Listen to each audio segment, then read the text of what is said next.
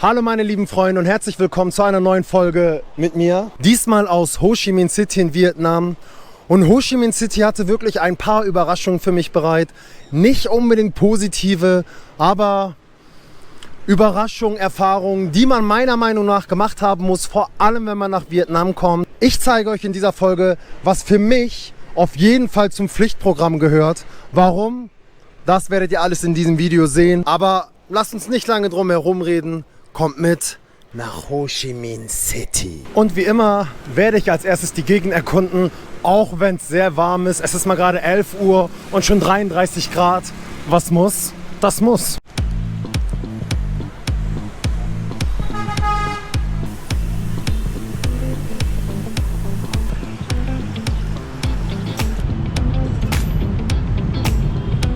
Das, was ihr hinter mir seht, ist der berühmte Ben Thanh Market in Ho Chi Minh City. Soll ein bisschen teuer sein, ein bisschen sehr für Touristen gemacht. Deswegen werde ich ihn nachher auch nochmal mit einem günstigeren Markt vergleichen. Aber schauen wir uns mal an.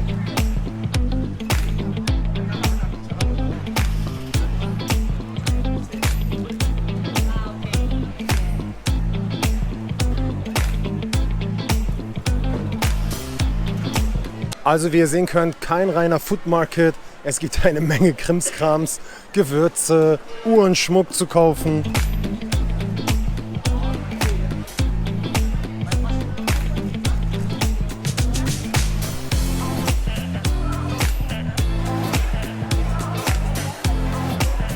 Bei Gott, ich bin seit 2 Minuten hier, hab mich schon verlaufen.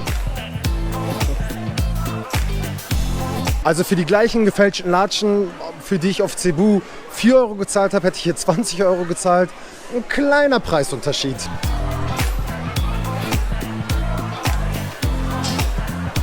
Also wie ihr sehen könnt, hier ist es auch oben überdacht. Erinnert mich an den Grand Bazaar aus Istanbul. Auch von der Auswahl her ungefähr das gleiche. Gibt es auch Essen und Trinken. Und ich habe mir jetzt hier diesen Mango Passion Fruit Smoothie für 1,15 Euro gekauft. Richtig lecker und richtig groß.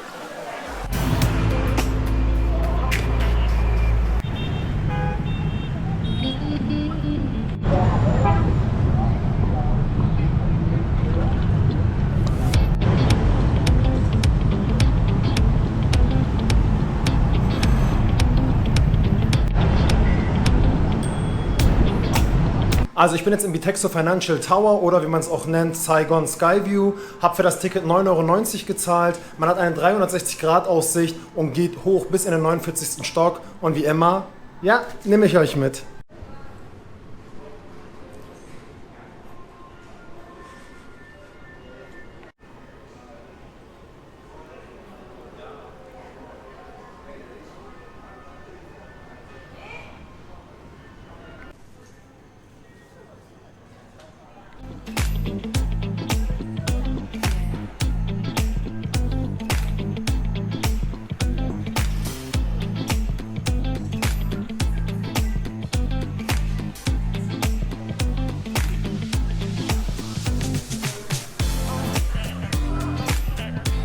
Auf jeden Fall richtig krasse Skyline und Aussicht. Ja, Mann.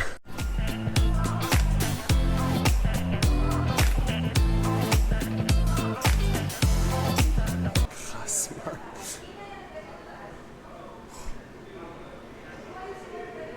Da war ich schon da. Oh. Oh. Cut.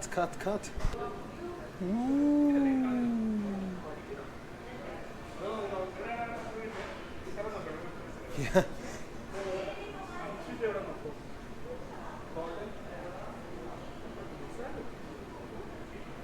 Hallo. Ich weiß zwar nicht nach welchem Ranking, aber nach irgendeinem Ranking ist es das 5 ikonischste Gebäude der Welt, 262 Meter hoch und soll an die berühmte vietnamesische Lotusblume erinnern, also die Form.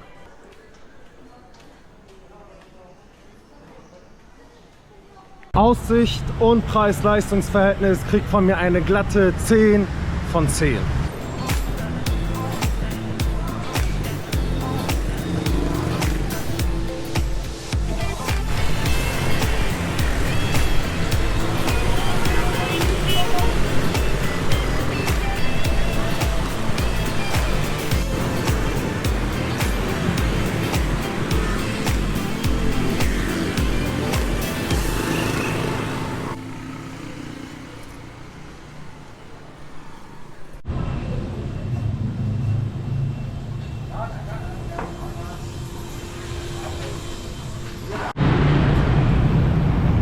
Aufpassen bei der Namenswahl, meine lieben Freunde. Wie ich es euch versprochen hatte, werde ich jetzt nochmal einen anderen Market ausprobieren. Hotiki Night Market mit ganz viel Streetfood. Ich habe wie immer Hunger. Let's go.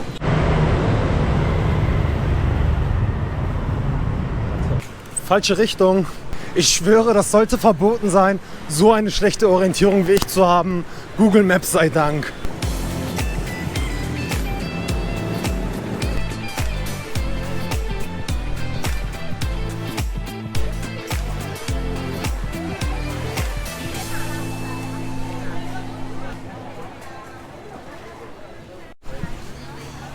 Ich werde jetzt das hier probieren.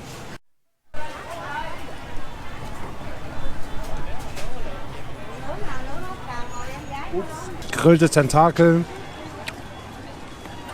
Muss ich sagen, schmeckt lecker, schmeckt einfach nach einem Gewürz. Kann man auf jeden Fall essen. 1,34 € hat das Ganze gekostet. Say hello.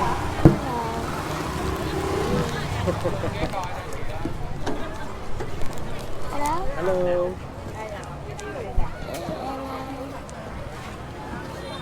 Auch so, okay. Er sagt mir, ich soll noch das Essen filmen. Oh, you have to talk. Talk. No. Hello, hello, hello. Hello. Hello, hello. What's your name? No, don't understand, okay.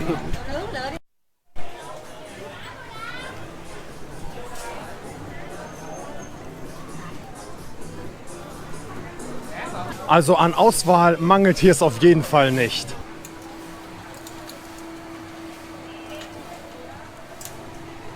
Gebackenes Huhn für 1,91 €.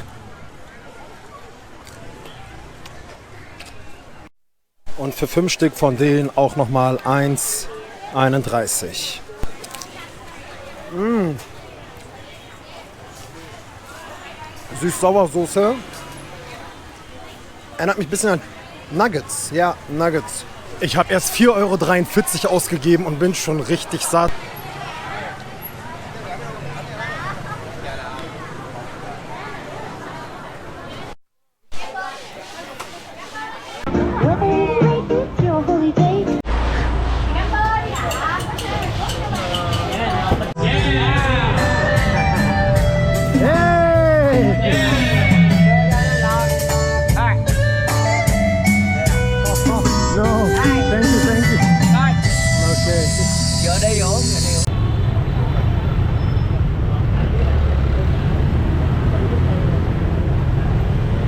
Das war ein kleiner, aber leckerer Night Market mit sehr viel Auswahl. Kann ich nur empfehlen.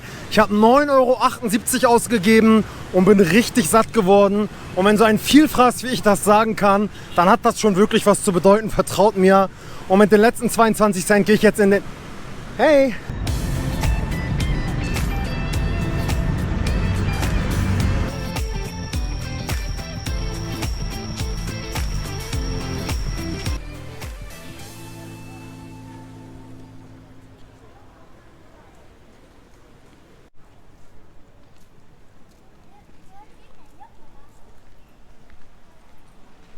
Ich bin jetzt im Vietnamesischen Museum für die Kriegsgeschichte des Vietnamkrieges. Der Eintritt hat 1,40 € gezahlt. Ich finde, wenn man in so ein Land kommt, muss man sich, auch wenn es nur ein bisschen ist, mit der Geschichte befassen. Deswegen bin ich hierher gekommen und wie immer nehme ich euch mit.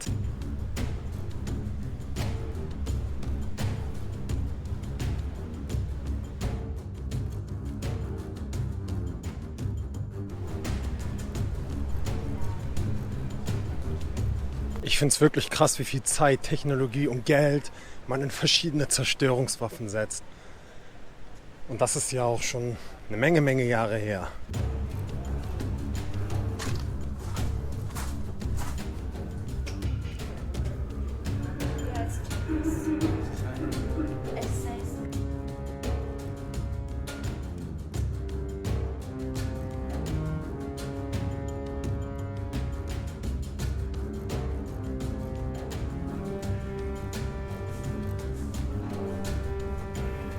Wirklich, ich bin schockiert von den vielen Methoden und Arten, die es anscheinend gibt, um Menschen zu foltern. Wie grausam können wir sein, Mann?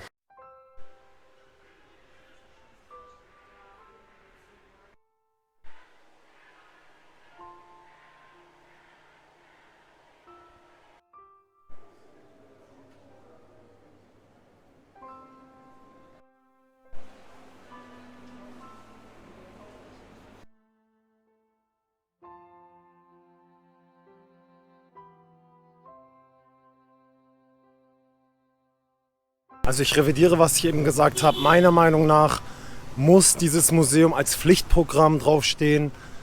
Einfach um erstmal einmal die Geschichte des Landes, die traurige Geschichte des Landes mitzubekommen. Und allgemein sagt man immer einfach, aus der Vergangenheit soll man lernen, kann man lernen, muss man lernen.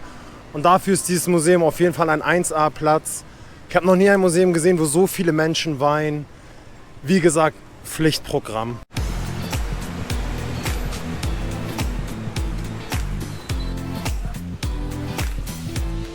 Ich bin einfach ein Fan von so kleinen, gemütlichen Straßen. Kann man nichts machen.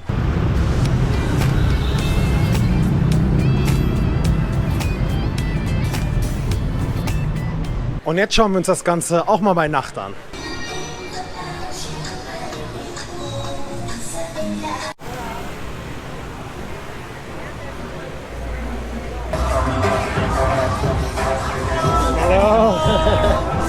Ich liebe es, wenn Menschen mit meiner Kamera interagieren.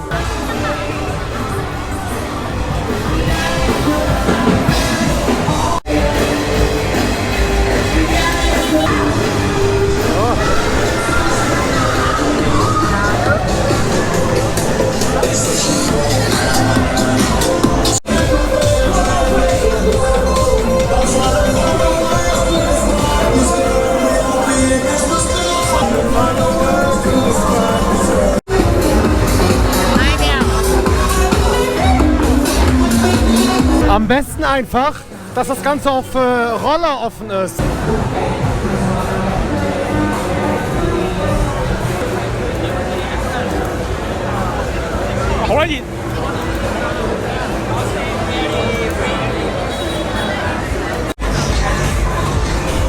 Ich will das auch haben.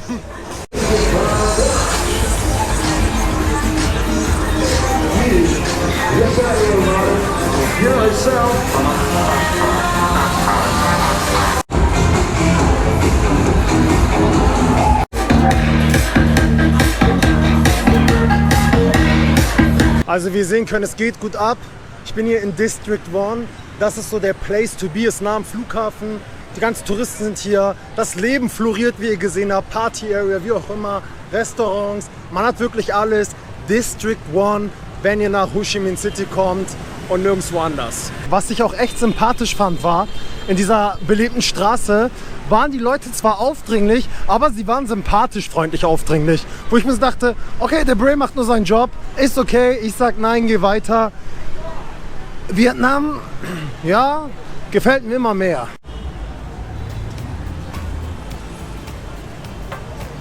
Und eine Parallelstraße weiter gibt es dann die ruhige Version, finde ich gut aufgeteilt. Was krass ist, es ist kurz vor 10 und es sind immer noch 29 Grad und das spürt man auch. Guten Morgen, meine lieben Freunde. Für mich geht es heute zu den Chu Chi-Tunneln. Das sind die Tunnel, die die Vietnamkrieger im Vietnamkrieg selber gegraben haben.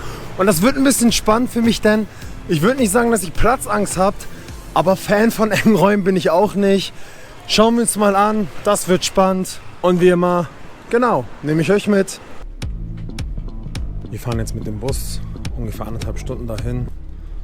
Aber in so einem Bus lässt es sich auf jeden Fall fahren.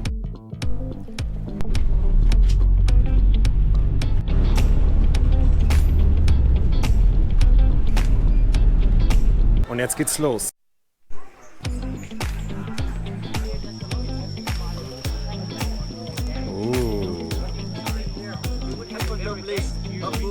Das nenne ich mal eine Falle.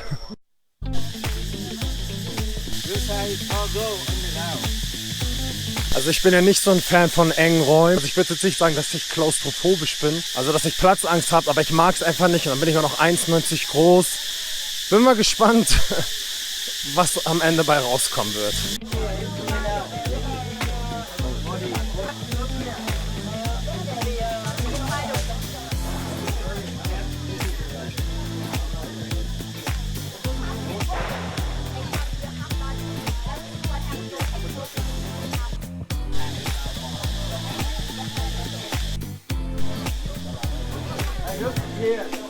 Und in solchen Lagern wurden dann die Soldaten ausgerüstet für den Krieg, wie man Landminen einbaut, wie man Bomben baut, wie man diese Fallen baut. Die wurden ganz schön einfallsreich, um sich zu wehren.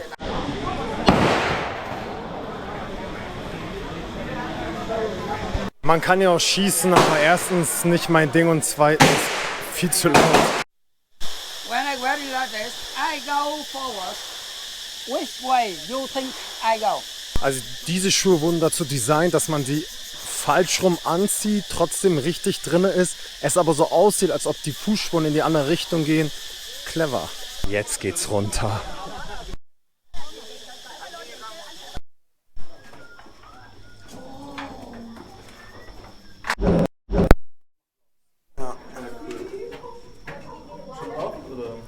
Okay. Head down and keep going. Nicht so nice. Head down and keep going. Head down and keep going. Head down and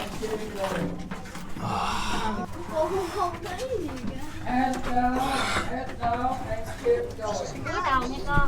Head down and keep going.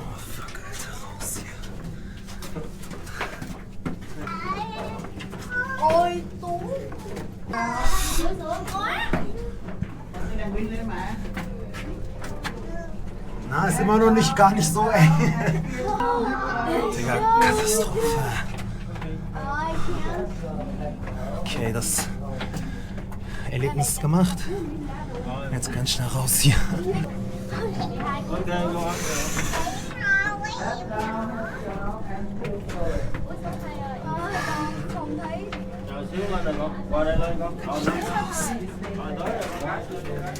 Ja, waren schon enger, gell? Oh. Nee, Mann, okay, einmal hat auf jeden Fall gereicht. Ich schwöre.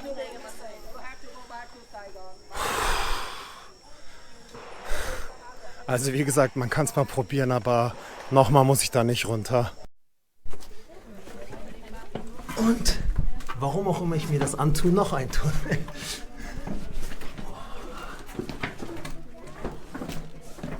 Oh, der war noch.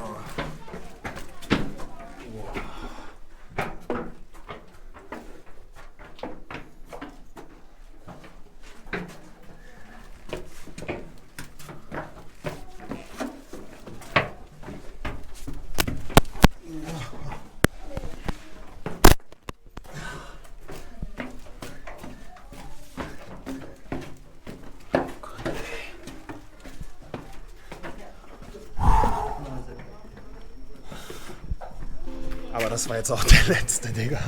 Hvad så, når de gav jer i? Altså sådan, sprøjtede det i det der, for at der er eftermine... Er det det? Ja, er der ikke også...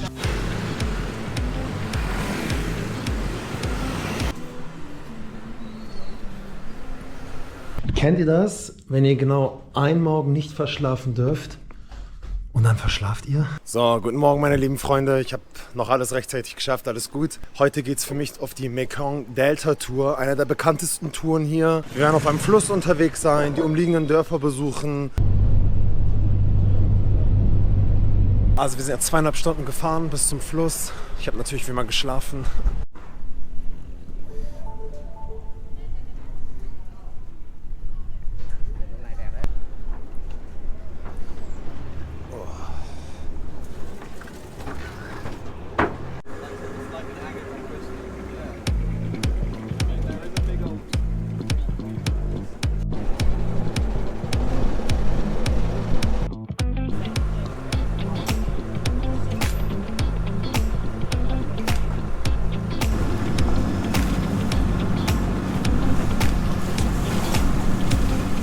Erster von vielen Stops, eine Honigbienenfarm, also eine Imkerei. Ich liebe Honig, ich liebe Bienen. Das fängt schon mal gut an. Okay, ich glaube, es geht diesmal nur um den Tee der Honigbiene. Dann probieren wir mal den Tee.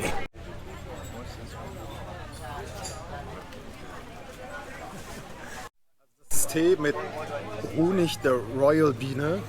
Schmeckt sehr gut.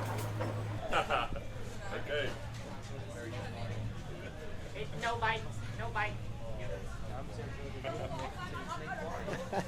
I love snakes. Nice animal.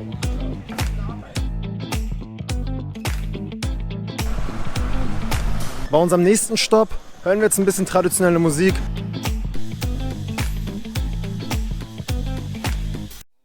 No, nah.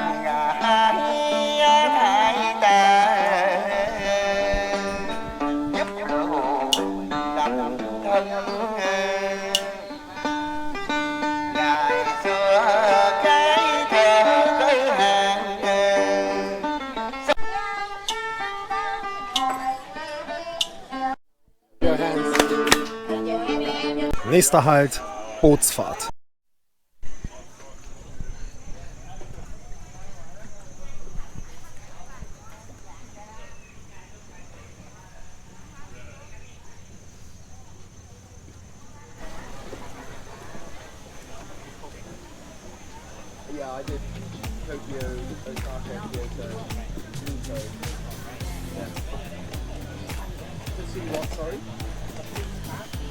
Wirklich sehr angenehme Fahrt, vor allem im Schatten.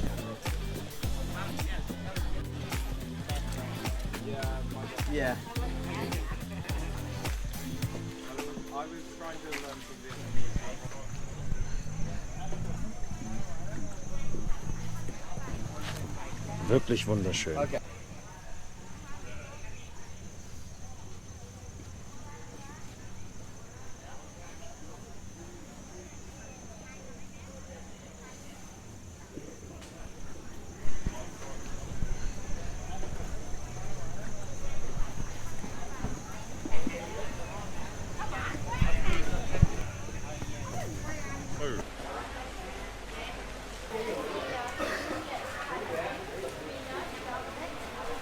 Das hier, was ihr da gerade gesehen habt, ist selbstgemachte Kokosnuss-Süßspeise. Ich werde es jetzt live für euch probieren.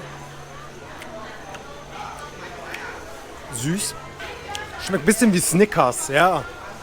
Ich habe überlegt, an was nennt mich das? Snickers. Jetzt fragt ihr euch wahrscheinlich, wie Coconut Candy wie Snickers schmecken kann. Keine Ahnung. Hier wird alles mit Kokosnuss gemacht, das ist hier für bekannt. Kokosnuss-Süßigkeit, wie ihr gesehen habt, und hier Kokosnuss-Eis. Das schmeckt schon mehr wie Kokosnuss. Lecker und erfrischend, vor allem bei dem Wetter, 36 Grad, Digga. Und weiter geht's.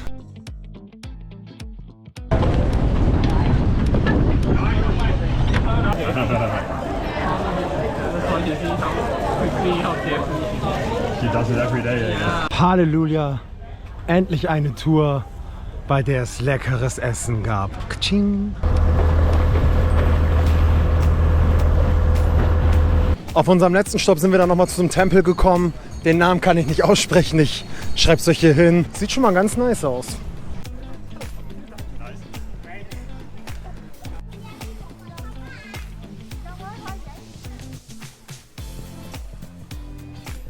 Hallo Miftar. Was geht? Scheiße.